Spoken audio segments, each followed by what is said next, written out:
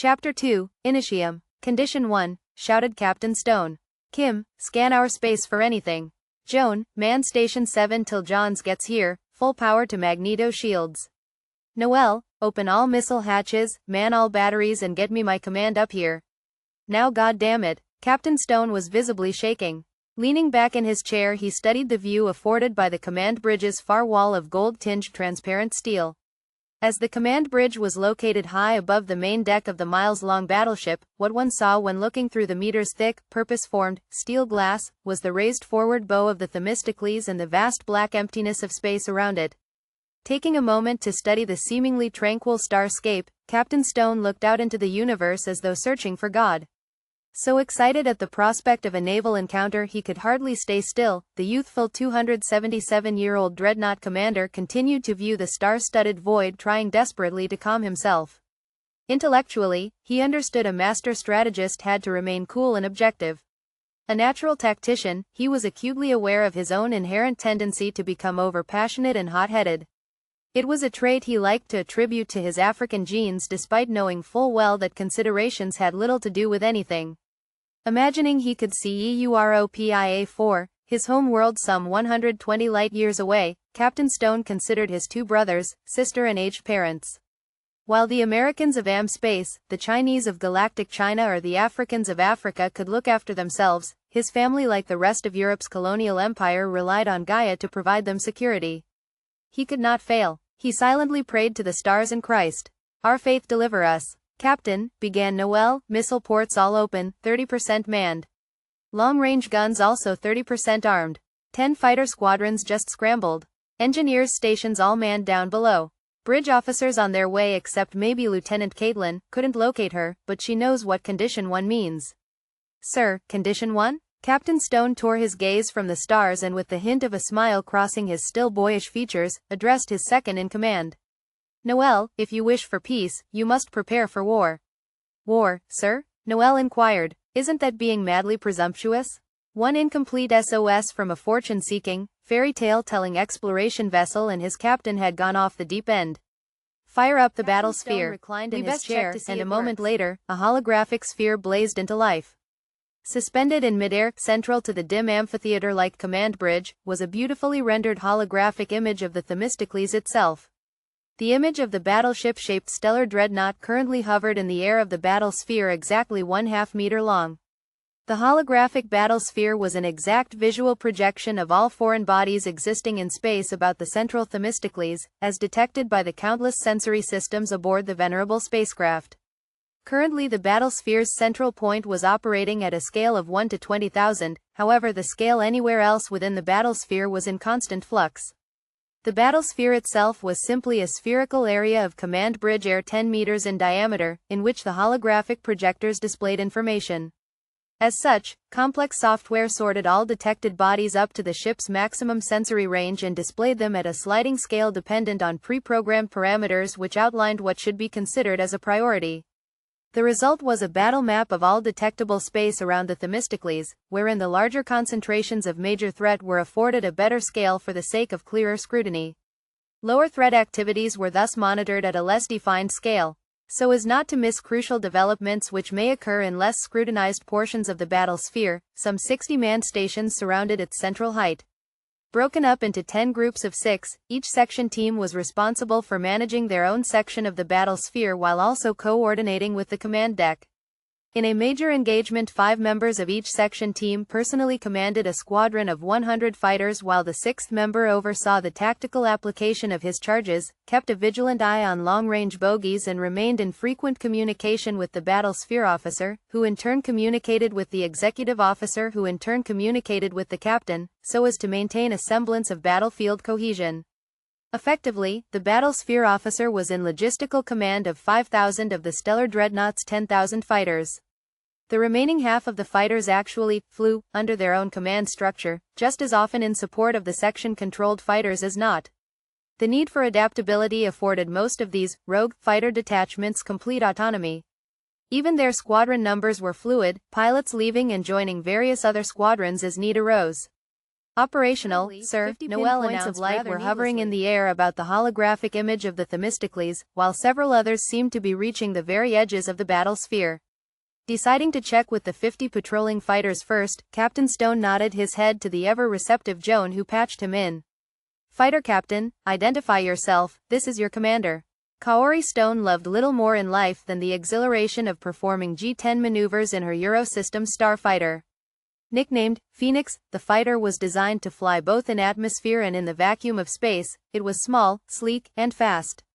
Reportedly reminiscent of man's earliest flying machines, the Phoenixes were widely considered as outdated as the stellar dreadnoughts which housed them.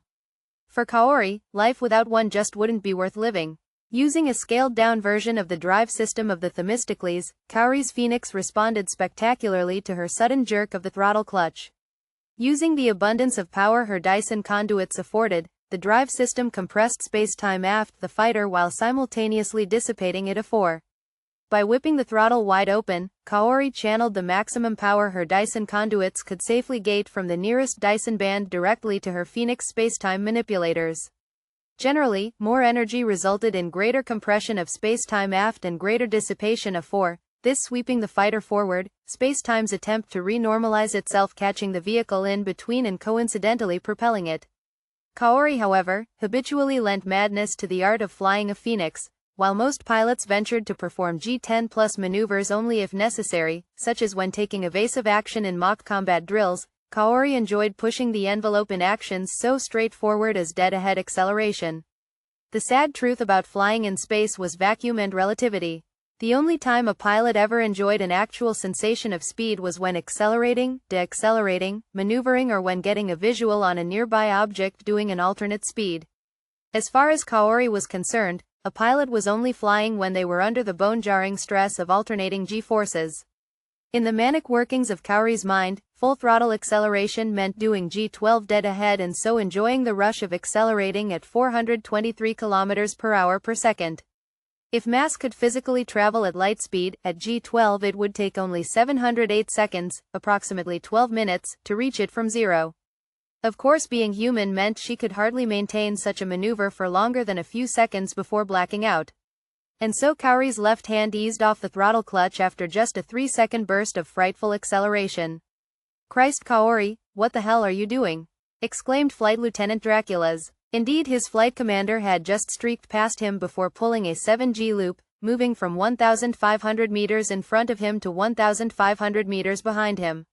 Unbelievably tight flying. "You're dead, Drac," Kaori teased, her exotic Chinese accent thrilling him as ever. "And you're a freak, K. No way a little thing like you should be able to pull G-12s like that. Not to mention it's insane. Once upon a time people couldn't handle G-8. Yay, well G-12s are too much today, K. Why must you be so reckless?" "That's why we Chinese won Galaxy War II, baby," flight commander's reply. "Everyone knows that was a draw, K. Yay. Then why is it only Galactic China continues to maintain a sovereign fleet, huh? You Euros had to form GAIA just to compete." Draculas found himself laughing again, even as empty space hurtled past his cockpit window at 0.15 the speed of light. "Kaori, you're in GAIA," he retorted. "And you're half Euro yourself, or had you forgotten?"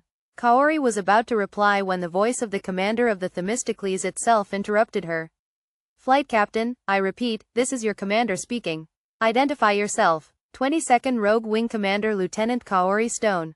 "Hi Dad." Captain Stone's heart skipped a beat. Of 10,000 fighters aboard the Themistocles, his daughter just happened to be out on patrol. Cursing the coincidence, he briefly considered calling her in but knew protecting her was out of the question. She would never forgive him. "Kaori, listen carefully. Chapter 3, Getting Ready." Standing at his station, Captain Stone regarded his command bridge. All 88 staff were present. In his 3 years as a stellar dreadnought commander, he had never seen such a sight. "Ladies and gentlemen, we have received a disturbing communique. Currently long-range scanner shuttles are being escorted by the 22nd. Their mission is to confirm location of what would appear to be a destroyed exploration vessel. We have reason to suspect it was destroyed by a hostile. A wise Roman more than 10 millennia ago wrote that if you wished for peace, you should prepare for war. Section commanders, I want all section fighters ready to be scrambled at a moment's notice. Gunnery commanders, I want all 48-inch guns locked and loaded, beams and projectiles both, and all point defense batteries primed. Noel, I want multiple firing solutions for at least 200 missiles ready and waiting. All navigations and communications personnel, scan for anything for as far as possible. Sitting back in his chair, Captain Stone took in the majestic sight of his command deck. It was active, fully operational. With any luck, he might actually get to put the 80 feet 12 kilograms battleship to work. Over 800 years ago, his homeworld Europia 4 poured 7 years of planetary GDP into its construction. It would be a real rush getting to help realize that investment. But not at the cost of his daughter. He had to figure a way to get her out of harm's way. Manipulating the console on the armrest of his command chair, he was able to communicate directly with any station aboard his ship. Any rogue commanders currently on deck? The 47th is ready and waiting. Indeed, Lieutenant Carl Scheffer had rounded up his team, rostered to relieve the 22nd earlier than necessary. Condition 1 meant all flight personnel were going to be presenting themselves at their respective flight decks even as he spoke with his captain. As always, rogue squadrons were being scrambled in immediate response to the emergency. Section squadrons generally waited their launch until such time as a defined battlefield had been established. Lieutenant Scheffer spared a moment's thought for the mind-boggling amount of activity he knew must be ensuing above and beneath him. His own flight deck housed 50 Phoenix, as did the 46 flight decks above him, and the 53 flight decks beneath. The 10-meter-high deck was some 1,500 meters long and 300 meters wide and was decorated with an elaborate emblem depicting the 47th Squadron's mascot, the Wolverine. Partitioned by 2 horizontal ranks of airlock, the flight deck was at once the fighter's launch pad, landing pad, maintenance bay and hangar. When the flight deck's external doors to space opened, it was essential to ensure that only manned fighter jets rested upon the 700-meter air-locked section of the flight deck known as the runway. Sitting in the cockpit of his own fighter, Lieutenant Scheffer stared at the gigantic steel wall 500 meters before him, which was the dreadnought's external skin. As soon as the flight deck's vacuum exhaust systems had finished salvaging the runway's dormant store of oxygen, 5 hemispherical apertures would open upon its steel horizon at flight deck level. He and his entire squadron would take off through these temporary chinks in the stellar dreadnought's armor in 10 ranks of 5. Though in his 7 years aboard the Themistocles he had performed the operation over 250 times, Carl was nervous. This time, he would lead the Wolverines into an actual Condition 1 situation. If trouble was to be had, the lives of his command would be in his hands. Captain Stone eventually smiled. He knew Carl well. He was the right man for the job. Scheffer, I want you to link with the 22nd and then immediately relieve them. The next available squadron will then link with you, at which time I want you to push on past the scanner shuttles and perform an advanced scouting mission, head straight for the distress call bearings. Briefly checking with his executive officer, Captain Stone concluded his orders. Wolverine Flight Commander made a visual check of the runway before snapping down his visor. All 50 of his command were in position, their wing lights green. Looking 50 meters across his right shoulder, Carl gave a thumbs up to his neighboring first-rank pilot, Lieutenant Maria Peroni. She smiled and returned the gesture. Then the runway went dark. Looking dead ahead, Carl smiled as 500 red lights spaced exactly 1 meter apart lit the road ahead. At the end of the red line, upon the black of the stellar dreadnought's internal hull appeared a perfect arch of yellow lights. Looking across the flight deck horizon, he saw the other 4 apertures had also been yellow lit without complication. Switching his communication frequency to that of the flight decks, Carl hailed the flight deck co-coordinator who watched and controlled flight deck proceedings from a quaint control room fixed against the deck's ceiling. Eventually receiving an all-clear from every pilot, the flight deck coordinator spoke the magical words. Opening external apertures 3, 2, 1. All apertures open. Visual confirmation of opened apertures confirmed. Perfect vacuum in runway bay confirmed. All fighter engines primed for takeoff. Lieutenant Scheffer and the 47th, you are cleared for takeoff. Carl smiled despite himself. Dead ahead the archway lights turned green. The hemisphere was now a window into space, 8 meters high and 16 meters wide. Takeoff was easy. You just had to open the throttle and let your wheels carry you out through the archway into space. Coming back in is what took rare skill. Switching his communications to squadron frequency, Carl announced the countdown. Wolverines, this is your flight commander. This is a 6G staggered takeoff, on my mark. And remember folks, we are Condition 1, keep your eyes peeled and watch your 6s. No solo flying. On my mark, 3, 2, 1. Go. Sliding the throttle clutch to 6Gs with his left hand, Carl maintained a straight line for the green-lit aperture by manipulating the hypersensitive control stick in his right. 4 seconds later he was through the aperture, a marvel of mechanical engineering in itself when one considered its numerous plates when shut measured a width total of 80 meters, and into space. 10 seconds later his entire squadron was flying a 5-tiered VXV formation officially known as a flying squadron wing. Effectively, anyone viewing the formation from a front would see an oblong pyramid of Eurosystems furrowed brow. Certainly he hadn't forgotten standard Condition 1 procedure, and yet, "Spit it out, Joan," Captain Stone insisted, "I can hear you thinking." "Sir, I know you know what you're doing in that." Yes, Captain Stone interrupted, "Get to it, Joan." "Well, Condition 1 requires we inform Earth of our operations, sir." "Shall I open the channel?" Captain Stone took in a deep breath. His communications officer was indeed correct. However, if the current situation turned out to be a non-event, his decision to announce a Condition 1 would look jumpy in the eyes of GAIA Command. A Condition 1 announcement once relayed to Earth would result in an immediate gathering of GAIA's High Command, Emperor and Director included, and the mobilization of at least one battle fleet. That was a lot of potentially pissed-off people if the Condition 1 announcement turned out to be a false alarm. "That's a negative, Joan," he remarked. "We need a little more intelligence first. This is after all a stellar dreadnought. We don't need to go panicking, do we?"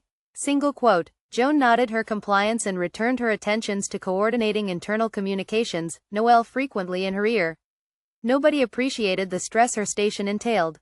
Worse, she had nobody in her life to share her emotions with. The captain wouldn't even listen to her when she offered him correct procedure. How would he react if she were to confess to him her feelings? The very thought of it terrified her. Satisfied the flight deck commanders were all up to speed for the moment, Joan returned her attention to the long-range scanner shuttles. "Kim," she began, looking across the command deck hoping to get the busy-looking navigation officer's attention, "you need a line to your scanner shuttles?" Kimiko nodded, was just about to ask for one. A couple seconds later, Kimiko's headset buzzed into life. She spoke to the shuttle team leader even as Joan listened in. Nothing had shown up yet, however that was to be expected. High-definition scanning of the required bearings was at least another hour away. Eventually Kimiko instructed the scanner shuttles to maintain their present course and to stay in contact. Sensing her captain's scrutiny, Joan offered him their assessment. "Sir, we're probably an hour away from scanning the Explorer vessel's blast site. Can I get you a coffee?" Captain Stone frowned. "Joan put me through to the scanner shuttle team leader." Indeed Joan, Kimiko's, and too many others' relaxed attitudes were disturbing the wary captain. Turning to his executive officer, he inquired as to the team leader's name.